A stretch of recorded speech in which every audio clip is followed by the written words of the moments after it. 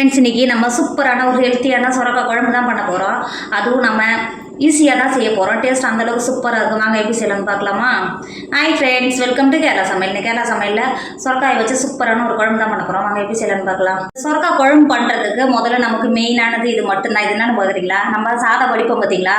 சாதம் வடிச்சிட்டு மேலே தண்ணி மாதிரி இருக்கும் பாருங்கள், அதை நல்லா வடிகட்டிட்டு அடியில் கொஞ்சம் கெட்டியாக இருக்கும் பாருங்கள், அந்த தண்ணி தான் இதை எடுத்து வச்சுருக்கேன்.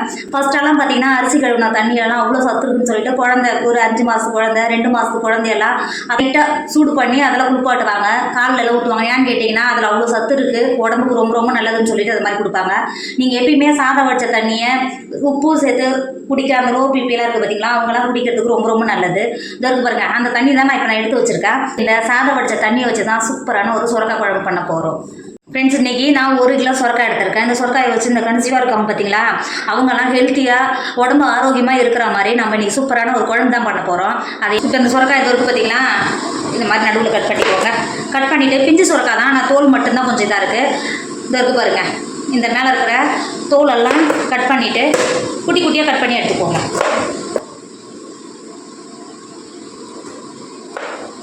இந்த மாதிரி கட் பண்ணிங்கனாவே உங்களுக்கு தோல் இது மாதிரி கட் பண்ணுறதுக்கு ஈஸியாக வரும். இந்த இருக்குது பார்த்தீங்களா, இந்த மாதிரி ஈஸியாக வரும் எடுக்கிறதுக்கு. இப்போ தோலெல்லாம் எடுத்துகிட்டு இது இருக்குது பாருங்கள், இந்த மாதிரி தோல் எடுத்துகிட்டு இப்போ இதை குட்டி குட்டி பீஸாக கட் பண்ணிக்கோங்க. சுரக்காய் சீக்கிரமாகவே வெந்துடும். இதாக இருக்குது பாருங்கள், இந்த மாதிரி கட் பண்ணிக்கோங்க. இந்த பாருங்க, இந்த மாதிரி கட் பண்ணிக்கோங்க. கட் பண்ணிவிட்டு சுரக்காயெல்லாம் எடுத்துக்கோங்க. சுரக்காய் இது மாதிரி கட் பண்ணி எடுத்துக்கோங்க. ஃப்ரெண்ட்ஸுங்க பாருங்கள், நம்ம சுரக்காயெல்லாம் கட் பண்ணி எடுத்துட்டோம் பார்த்தீங்களா. நீங்கள் இப்போது இது எதுவும் நீங்கள் சுரக்காய் குழம்பு பண்ண போகிறீங்களோ அது ஒரு பாத்திரம் எடுத்துக்கோங்க. நம்ம கட் பண்ணி எடுத்து வச்சுருக்கோம்ல சுரக்காயை இந்த மஞ்சட்டில் சேர்த்துக்கோங்க. நான் சட்டியில் தான் பண்ண போகிறேன். நான் சுரக்காயை கட் பண்ணுறதுக்கு முன்னாடியே கழுவிட்டு தான் கட் பண்ணேன், அதனால தான் நான் அப்படியே சேர்த்துக்கிறேன். நீங்கள் எப்பயுமே சுரக்காயை முன்னாடியே கழுவிட்டு தான் கட் பண்ணணும். சுரக்காயை சேர்த்து கொடுத்துட்டு அது கூடவே ஒரு காரத்துக்கு அனுசரித்து பச்சை மிளகா சேர்த்துக்கோங்க. சேர்த்து கொடுத்துட்டு கப்புக்கும் கம்மியாகவே தண்ணி சேர்த்துக்கோங்க. சுரக்காய் இதில் தண்ணி நமக்கு இறங்கி வரும். அதிகமாக தண்ணி சேர்க்க தேவையில்லை, 1/4 கப் மட்டும் தண்ணி சேர்த்துக்கோங்க. தண்ணி சேர்த்து கொடுத்துட்டு அது கூடவே 1 டேபிள் ஸ்பூன் உப்பு சேர்த்துக்கோங்க. உப்பு சேர்த்துட்டு நல்லா கலந்து கொடுத்துக்கோங்க. இந்த அளவுக்கு நல்லா கலந்து கொடுத்துட்டு மூடி போட்டு மூடி சுரக்காயை நல்லா வேக வச்சுக்கோங்க.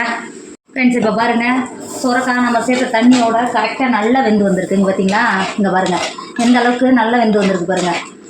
நீங்கள் மத்தோ இல்லை இந்த பொட்டோட்டோ மெசரோ ஏதாவது ஒன்று வச்சு இந்த மாதிரி உடச்சி சேர்த்துக்கோங்க. நீங்கள் உடச்சி சேர்க்கும் போது ஈஸியாகவே இது உடைக்க வரும். இந்த மாதிரி உடச்சிக்கோங்க. இப்போ பாருங்கள், நம்ம ஒரு 5 செகண்ட் மட்டும் உடச்சி விட்டாவே போதும். நல்லா நம்ம சேர்த்த சுரக்காய் நல்லா நல்லா குழஞ்சி வந்திருக்கு. இப்போ பாருங்கள், நம்ம உடச்சி விட்ட உடனே இப்போ பாருங்கள் சைடில் இருக்குது பார்த்தீங்களா, அதில் எடுத்து வச்சுக்கோங்க. இப்போ இந்த அளவுக்கு நல்லா கெட்டியாக இருக்குங்களா. நம்ம முன்னாடியே எடுத்து வச்சோம் பார்த்தீங்களா சாதம் வடித்த தண்ணி, இப்போ இதை உள்ள சேர்த்துக்கோங்க. நீங்கள் எப்பவுமே சாதம் வடித்த தண்ணி வந்து கெட்டியாக இருக்கணும். இதோ இருக்குது பார்த்தீங்களா, அடியில் இருக்குது பாருங்கள். நம்ம சாதம் வடித்த உடனே மேலே ஒரு வெள்ளை கலரில் தண்ணி இருக்கும் பாருங்க, அதை வடிச்சிங்கன்னா அடியில் கொஞ்சம் கெட்டியாக இருக்கும். அந்த தண்ணி சேர்த்துக்கோங்க. சேர்த்து கொடுத்துட்டு நல்லா கலந்து கொடுத்துக்கோங்க. நம்ம சாதம் வச்ச தண்ணி சேர்த்த உடனே எந்தளவுக்கு நல்லா கெட்டியாக இருக்குது பார்த்தீங்களா.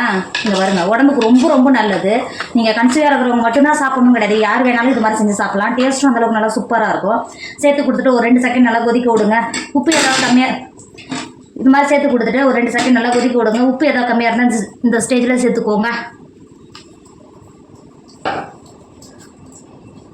இப்போ பாருங்கள், லைட்டாக நல்லா கொதிக்க ஆரம்பிச்சிருச்சுங்களா. இந்த அளவுக்கு கொதிச்சாவே போதும். இப்போ இதை இறக்கிக்கோங்க. இப்போ தாளிப்புக்கு அடுப்பில் ஒரு இரும்பு வானல் வச்சுக்கோங்க. இதில் 1 டேபிள் ஸ்பூன் எண்ணெய் சேர்த்துக்கோங்க. நீங்கள் தேங்காய் எண்ணெய் சேர்த்து பண்ணிங்கன்னா இன்னும் நல்லா டேஸ்ட்டாக இருக்கும். உங்களுக்கு தேங்காய் எண்ணெய் விருப்பம் இல்லை அப்படின்னீங்கன்னா நீங்கள் சன்ஃப்ளவர் ஆயிலோ அது மாதிரி எடுத்துக்கோங்க. சேர்த்து கொடுத்துக்கோங்க. எண்ணெய் சேர்த்து எண்ணெய் நல்லா சூடாகிடுச்சு. இந்த காஞ்ச மிளகாயை கட் பண்ணி வச்சுருக்க உள்ளே சேர்த்துக்கோங்க. காஞ்சி மிளகா வந்து காரத்துக்காக இல்லை, காஞ்சி மிளகா சேர்த்து அதோட வாசனை இன்னும் நல்லா சூப்பராக இருக்கும். சேர்த்து கொடுத்துக்கோங்க. காஞ்சி மிளகா சேர்த்து லைட்டாக நல்லா வந்துருச்சு. 1/2 டேபிள் ஸ்பூன் கடுகு சேர்த்துக்கோங்க. கடுகு சேர்த்து கடுகு நல்லா பொரிஞ்சு வந்துட்டு 2 கொத்து கருவேப்பிலை சேர்த்துக்கோங்க. கருவேப்பிலை சேர்த்து கருவேப்பிலை நல்லா பொரிஞ்சு வந்துருச்சு. 10 சின்ன வெங்காயத்தை எடுத்து நல்லா நீல வாக்கில் கட் பண்ணி வச்சுருக்கேன். இப்போ இது உள்ளே சேர்த்துக்கோங்க. சேர்த்து கொடுத்துட்டு சின்ன வெங்காயம் நல்லா வருந்து வரும்போது நல்லா வாசனை வரும். இப்போ நல்லா வறுத்துக்கோங்க. நல்லா கலரெல்லாம் மாறி வர வரைக்கும் நல்லா சின்ன வெங்காயத்தை நல்லா வறுத்துக்கோங்க எண்ணெயிலே. இப்போ பாருங்கள், நம்ம சேர்த்தா சின்ன வெங்காயம் நல்லா எண்ணெயிலே கலந்து நல்லா கலர் மாதிரி நல்லா வந்துருச்சு. இப்போ இதை இறக்கிக்கோங்க. ஃப்ரெண்ட்ஸ், நம்ம இறக்கி எடுத்து வச்சுருக்கோம்ல சுரக்காவோட இதை நம்ம தாளிச்சதை இதில் சேர்த்துக்கோங்க. சேர்த்துட்டு ஒரு 2 செகண்ட் நல்லா மூடி போட்டு மூடிக்கோங்க. நீங்கள் எப்பயுமே தாளிச்சு கொட்டிட்டு ஒரு 2 செகண்ட் மூடி வச்சிங்கன்னா அதோட வாசனை அதுக்குள்ளேயே இருக்கும். திறக்கும் போது கம்ம வாசனையோடு இருக்கும். இப்போ நம்ம சுரக்காய் குழம்பு சூப்பராக ரெடி ஆகிடுச்சு. நல்லா கலந்து கொடுத்துக்கோங்க. உடம்புக்கு ரொம்ப ரொம்ப ஆரோக்கியம். இப்போ ஒரு 6 மாதம் ஆனாவே அவங்க கை காலெலாம் கன்சீவாக இருக்கிறவங்களுக்கு நல்லா கை காலெல்லாம் கொஞ்சம் குண்டாக இருக்கிற மாதிரியே இருக்கும். அப்போ அவங்களுக்கு நீர் வெளில ஏறாதனால மட்டும்தான் அது மாதிரி இருக்கும். நீங்கள் இது மாதிரி செஞ்சு கொடுத்தீங்கன்னா அவங்க நல்லா நீரெல்லாம் எப்பயும் போலவே இருப்பாங்க. இது உடம்புக்கு ரொம்ப ரொம்ப ஆரோக்கியம். அவங்க மட்டும்தான் சாப்பிடணும் கிடையாது, சுகர் உள்ளவங்க எல்லாருமே, ப்ரெஷர் உள்ளவங்க எல்லாமே சுரக்காய் குழம்பு இப்படி பண்ணி பாருங்கள். உடம்புக்கு ரொம்ப ரொம்ப ஆரோக்கியம். டேஸ்ட்டும் அந்தளவுக்கு சூப்பராக இருக்கும். கண்டிப்பாக நீங்களும் ட்ரை பண்ணுங்கள். என்னோட வீடியோ உங்களுக்கு பிடிச்சிருந்தா உங்கள் ஃப்ரெண்டு உங்கள் ஃபேமிலிக்கு ஷேர் பண்ணுங்கள். மறக்காமல் கேரளா சமையலை சப்ஸ்கிரைப் பண்ணிக்கோங்க. தேங்க்யூ.